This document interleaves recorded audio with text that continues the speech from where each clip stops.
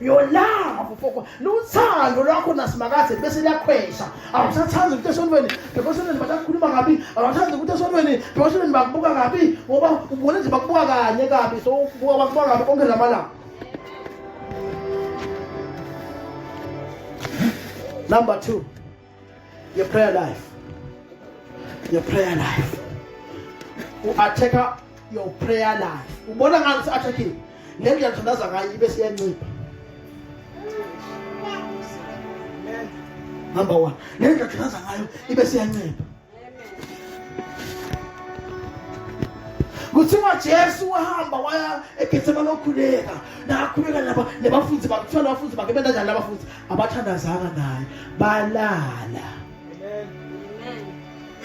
Balala. Neyathi consecutive ekulala kwabafundi basekwendeka. Naku ke ukuchazela. Kwase kulandzana imfunayo i-consequence. Number 1, bonke labafundi bakhe lahamba wayentsabe nobathathu oba atheka Satan. It's because they were sleeping. Their prayer life was not up to a standard. Jesus prayed. So what was nyembe dashita banga stingati. Bonakala bawo no.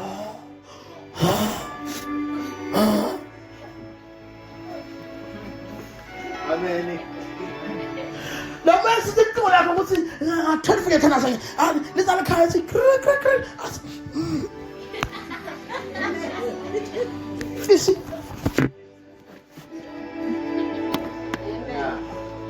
What for the one so trying to take a prayer life here? We are going to go no mzalata the father asu guru vejel pupu what's the attendance wasu atana ataka kutaka wasi hayi wala sisi wanakulewa satana like sasa we are postponed sasa like sasa hey what's no what njani waenda ngoba la kufanele kusibeka asiqingo ngoba yena kusina kusikhafa la nasa khafa si hey susa he prayed yabona bekuma inches kufa kwabhutwa kwafika umsana zonda njani wamvikela. I'm telling you the truth.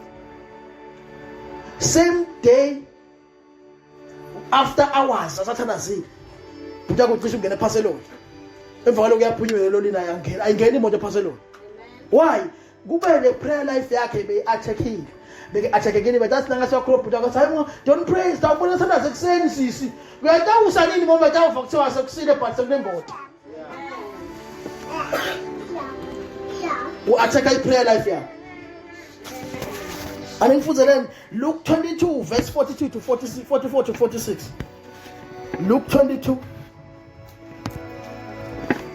Luke 22, verse 44 to 46.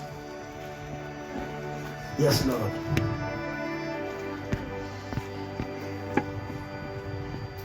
Verse 44.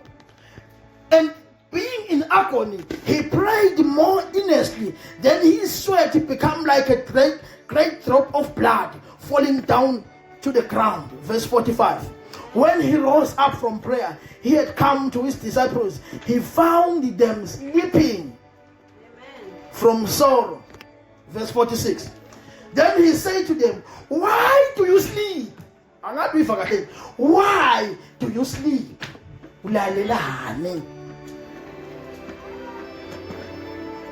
Rise and pray, lest you enter into temptation.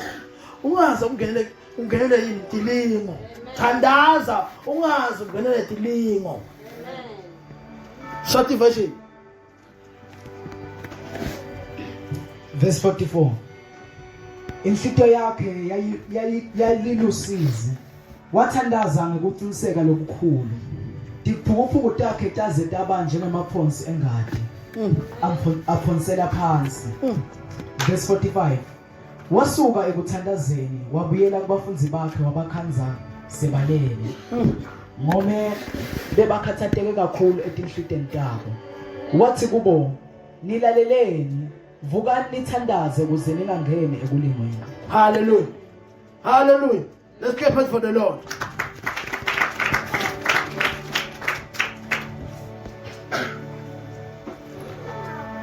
Sasa nabambila usizisela. You are right when you're calling Satan a thief. But you are wrong when calling Satan a fool. Satan is not a fool. Satan is clever. Satan kunenokulula usisa kunenulanga Yesusi kuwe. Wambuza Satan aseseletu ezulwini ahleli naye amthuma ayingilosi.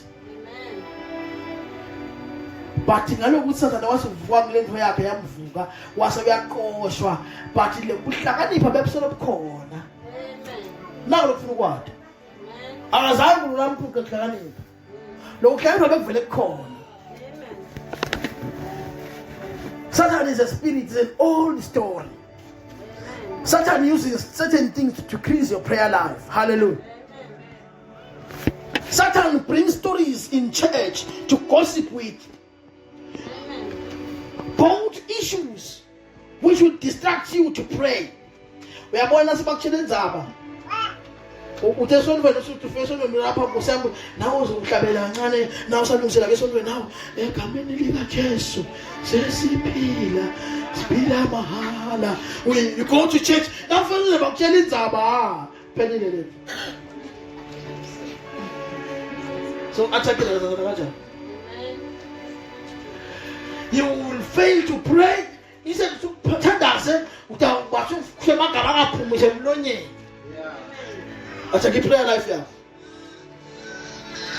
Hallelujah. Amen. You will fail to meditate. You will fail to think of him. Amen. Hallelujah. Instead, you have look seven at the realm of the spirit. Basically, you pain. Basically, you pain yourself at the realm of the spirit. In the mighty name of Jesus Christ, the Son of the living God. Hallelujah. Amen. Oh, yes, Lord. Amen. Look what happened to Samson. Hallelujah. Amen. We will pray until we are changed. Please pray for us. Pray until we are changed. We will pray until we are changed, until we are changed, until we are changed. We will pray until we are changed. We will pray until we are changed. We will pray until we are changed, until we are changed, until we are changed. Hallelujah. We are poster the Samson. We are poster. Samson kumbula kusitala ngubani Manoa. Umtala kuthi yokhula abantwana bakwa-Israyeli umaFilisti. Ngizangila kancane nje. Bayamtala Samson kuthiwa Samson umthetho kuthiwa Samson akahulwa. Enhloko because ngumNazarene. Bangamhuli Samson. Bangadli bathwasa kuthiwa bengafuna nganasiso tshwala. Amen. Hallelujah. Kuthiwa Samson nasaqedile sendele ukasana lamandla ngithi akithi khona into emagqoze enhloko nithi khona sayata uzasolathalwa manje akho wafika abaFilisti wambuka nje wasathana sokumbuka nje wasathana wafika wabhosa yena ukuthi ke yena ngeke wafika batshela abaFilisti abhaqela ahlala athi atamela izinto emnyama bese atheka kanti naye wabonile kuthiwa bahamba wadzela Samson wasina ngafika ngibekise nje kuthiwa usungele endzawo le yakashali neligede elikhulu lelisho ukuthi welcome to Shali. Listen, welcome to oh Jesus. Kuthiwa Samson wabhaka ngakuleli gede angabonakali nabo bathi bamgathile kusinaye bafuna atheka ngawo. Kuthiwa Samson wasuvuka ebusuku ngabo 24 hamba wafika waqhubula leligede walifika linyungula nemasemse makhona wakhulumisa lamandla akhe wathi eke bamthinta ngeke bamenze wamuka wasathana wasentula kamathi kahle lo ugasta atheka lendlela abantu abatheka ngayo lalela usathana ngendlela atheka is very clever. Uthola libamba leligede aliphakamisa walibeka ehlombe wahamba nolanda entshabeni kabagede elikhulu leligede edolobheni lasemaFilistini. Likona akusimnyango ukhuluma ngemnyango ukhuluma ngeligede linesimbi bakho kunesimbi sihlangana ngala likhulu kuthatha into ngakhombisa lamandla wabamba ligede wahamba nayo wamuka wasathana wakleva lokukhulu wamuka wasonda mthola. Wasakusasa salahle ikete thabeni. Wasikangena wasibona Delilah. Intombi lenhle. Wasasale ngamthola. Ngamthola namhlanje ngimtholile. Wathiwa Delilah, wathiwa Delilah. Phela Delilah lalela. Delilah kamulisanga Samson ukuthi ngelithanda. Kuhlale balungisa abantwana. Delilah wabhadala imali. Wathiwa noma sisithi manje laba Samson 900 silver. Ngaba mse $100. Hawu $100,000. Sakunika $100,000. Sidas noma singabanga nang Samson. Ya, ngizokwathi la kamncenga. Umsonzo lodlela ngabo ukuthi nami ngophala umzamo nje iqinile ngibophe nje. Ngeke singibabhedela amandla. Ningibophe cabanga phela khumbula ukuthi uqala abahela ngemhlatho wembongolo washaya amafilisi aphezulu umhlatho wembongolo. Shaya basotha lamanengi afa. So ngambuka sathanda let me tell you today. Noma ngathiwa your prayer life injani? Uthandaza kakhulu kanjani? You are fast kanjani? Wena kaJesu wa-attack wathi fast 40 days and 40 nights. But sathana wam-attack. Asandifuna indlela ek-attack. Libandla lasilakhe lasimakathi. I'm teaching you today this thing. I'm opening your mind. Satan is not a stupid man. He's not a stupid spirit. He's not a fool. We are not supposed to he's not a fool. Buka into ngichaza ukuthi Satan atheka abantu atheka kanjani. But wena solobonga solungakwathi lokho. Yena akaza dala. Uyathi ngichaze abantu abadala. Abantu abadala nangumfana nokuklefa kunje uklefa ngihamba kanje ungathi uklefa bakubuke nje abantu abadala basisho lapho. Sandule khona la. Nana sisana ngaba yabuka Samson phambi kwegedi. Uphela uhela abantu ngimhlelo mbolo usazana lo ngiyadle for him. Ngisho mina generals bakubona umfana uphe ubaba babuka ushakrefu. Le general abantu abadala bakubuka uzalo. Amen. Inzawo Satan attack. Hallelujah. Oh Jesus.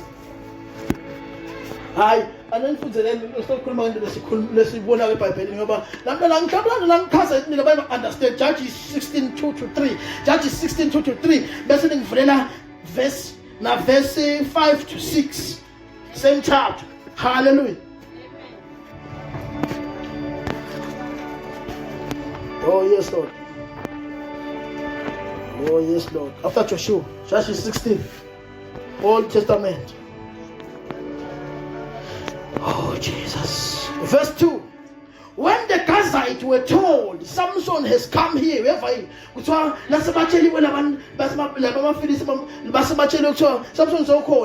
they surrounded the place, laid in wait for him all night at the gate of the city.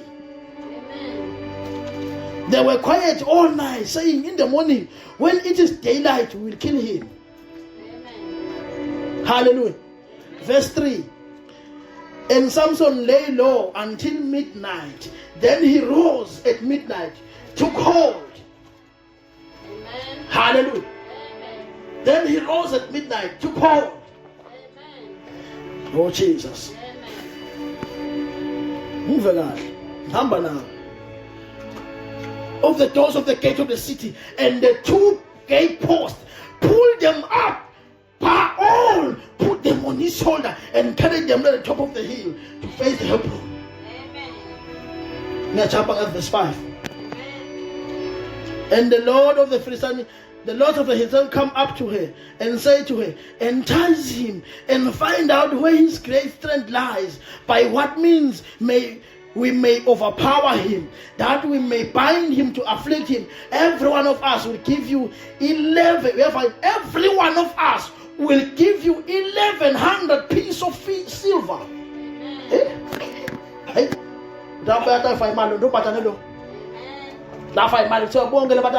11 pieces of silver. Verse 5. Verse 6, the last verse. So Delilah said to Samson, tell me where your great strength lies. Oh. Let me say like Delilah. Delilah said to Samson, tell me where your great strength lies and with what you may bound to afflict you. Oh, Jesus. Oh, yes. Read 30 verses. Verse 2. Verse 2. Bamphupha seGaza batshela kwathiwa Samson sewula. Yes. Samson sewula. Ngako bayikaka leyo ndzawo bambhacela busuku bonke. So bayibhekele njalo ndzawo bambhaqela busuku bonke. Basibathe bamlalela ngasesangweni leli dolobha. La ngene edolobha egedeni elikhulu lasedolobheni. Busuku bonke bebengathi khwasha. Bacabanga bathi kutawuthi nakudzabuka kusa simbulale. Yeva le ekseni bathatha dzaba usojisa bambulala kube kodwa Samson walala kwalengwadla walala verse 5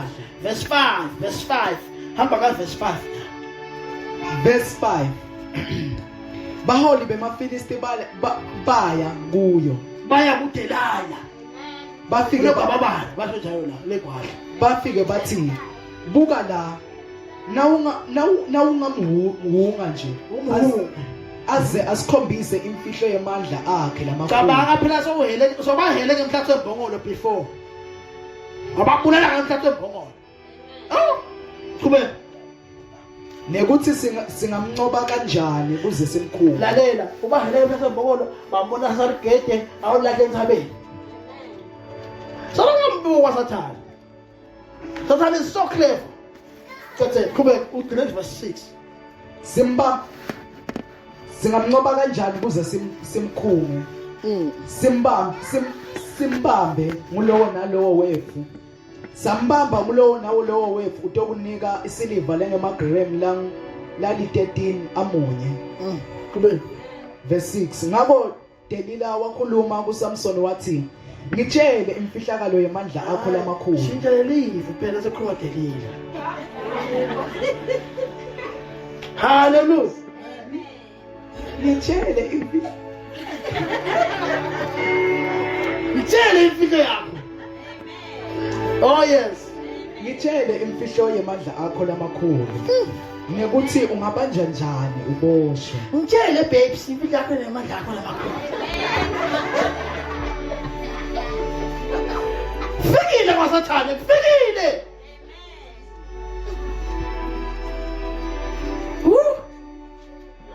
Nelifu lelihlabako.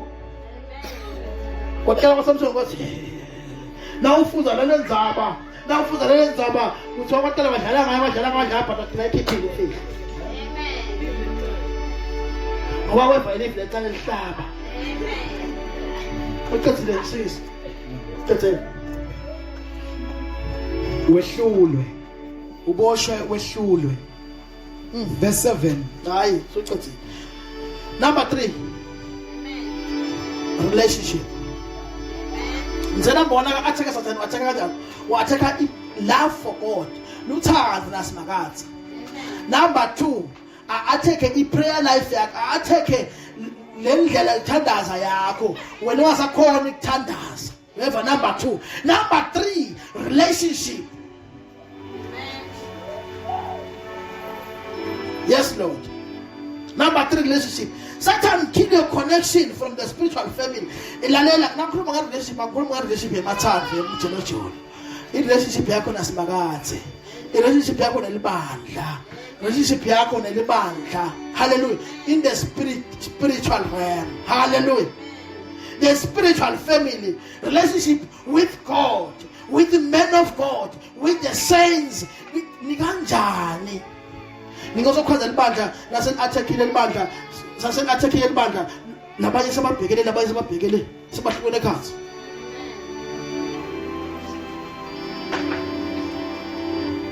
Hallelujah. Oh Jesus. Oh yes, Lord. He creates reason for you to fight people who are helping you spiritually. Ever uphuza create a reason to fight nebantu abasa spiritual. Mkhanzi umuntu sokucabana emfundisi. Hawu uzocabana emfundisi wena. Angisi uyathi sathane wathi kahle sasaqabene umfundisi lo mfundisi bekamthandazela umlamsida nasaqabene naye angeke asasitakala mkhazo nomunye ingcebo kuthiwa ngibhensi indawo za his soul rest in peace kuthiwa le ngcebo ithi le ngcebo bekunalenye ingcebo leyamkhuluma kabi yakhuluma kabi wamyekela nje wabinza usho wacabana wahamba wasiyovula lakhe libandla noma kanjani umye babe wena njani wahamba idawoza wahamba waya ephesheya kodilwandle oShumayeli akaShumayeli uthi wasibamtshela lo ukuthi yaleni impilo yakho nokuthi njenya is because wena you failed to honor ingcebo, you disrespected ingcebo, wayikhuluma kabi wena kabi ufuna uyoqolisa nje impilo yakho ushita ba right lo muntu kuthiwa wathi ndiza hayi le live wahamba wayalela live wathi ndiza wayalela ngalo Benson in the house akho wathi ayoqolisa wathi afika Benson down wafika wathi man my spiritual father was Benson down wathi yakhuluma wavela mva Benson wathi nayi khuleka le mpilo nawe lasathana saliphuma kulomntwana wakho Pumuhab. Ngayivale. Akazangathi hayi ngoba phela umuntu ophethe kusimakatha akakwendi ukuthi abambele umzali machuba. Amen. Nawo lokutshela wona. Amen. Umuntu ophethe kusimakatha akambambele umzali machuba. Akazi nasabuzwa nathi mina ngonini mfundisa what's it means now wasi Satan. This is my son. Leave. Yekela mina lemfana wakho from there waba right. Hallelujah. So ususa le relationship futhi ukwenda ukuthi wena uvuka abazana bakwenyanya wavuka abazana bakukhuluma kabi uvuka uletha division inside the church le relationship le bandla yalimala. Hallelujah. Satan even when that spirit of that attack abantu abakusupporta in your life. Amen. Lelo nifana nabafana nabo ukhaze basibona sebalwa bomako wabo. Hawu, so yakuloya nje mawakho wena. Wakuyekelela nomsesana kumuyisa libele. Nyawo so yakuloya mawakho wena. Awuvasi mawakho siyothakaza. Hawu. Ngikwathi mina nokhuluma ngendlela engiyibona bayisho laba uvundo into sayinzala ngoba sisebenza sinemali seyasatha makwakho ngakhona manje kubela bangivimba amvikela konke amnika nekudla. Yana olufisa nje umuntu osesikazi.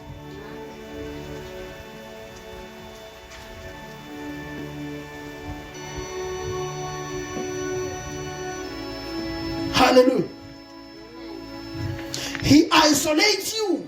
Satan cut you away from your source of blessing. Amen. Where cuts us and blessing you are cut. Some of you are leaving the church. Sometimes Satan chooses someone's a church. And she kusidinga suka leso nto lelo hambo lesonto ngaloku sileli uyabonisa ukuthi vela ngakhona atheka ncona atheka ngalendlela atheka ngayo nyalo ukuthi akwende ukuthi uvuka sibakhuluma ngabakhlebe osehamba lebandla then from there Satan wathi kahle ukuthi leli bandla lokuyisa kilo utangulafika jangaze khona basho lomunye asongenye elibandla akhaza kunemthakathi nje wasitangene ukhaza umthakathi uhlala lapha eminyango umthakathi so sitawwenza ungaceni kwakhe umthakathi so uyakuweya kuqala ukuthi hayi uyalunga ukuthi angena naso phela uyalungisa angena sonweni uyalungisa angena sonweni uhasayise lelo badlaleni.